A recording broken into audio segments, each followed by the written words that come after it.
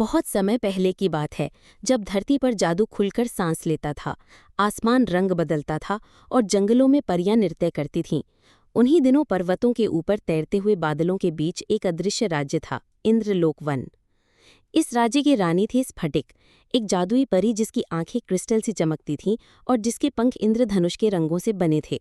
स्फटिक के पास एक रहस्यमयी किताब थी, कलयुग चक्र, जिसमें पूरे ब्रह्मांड के 7 जादुई द्वारों के रहस्य दर्ज थे। ये 7 द्वार समय, इच्छाओं, यादों, शक्ति, ज्ञान, प्रकाश और भविष्य को नियंत्रित करते थे।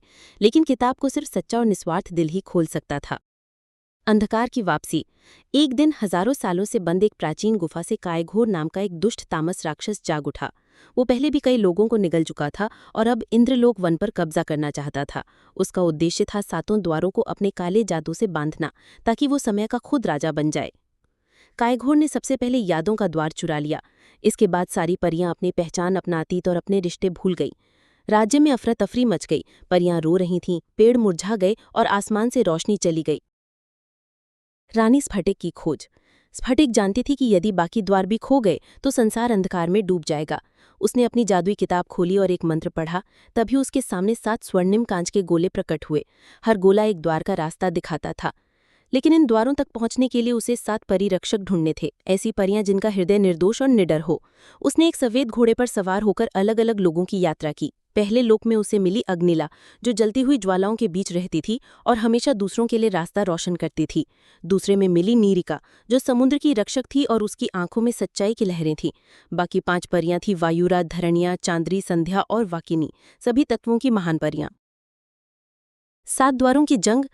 अब रानी स्फटिक और 7 परियां एक एक करके द्वारों तक गईं। हर द्वार के सामने एक कठिन परीक्षा थी। समय का द्वार केवल तभी खुलता जब कोई बिना घड़ी के दिल से समय का मोल समझे।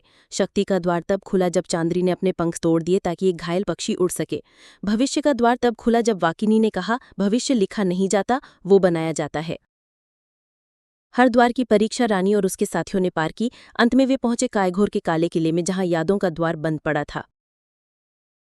अंतिम युद्ध। कायघोर हंसा, तुम सब मिलकर भी मुझे नहीं हरा सकोगे।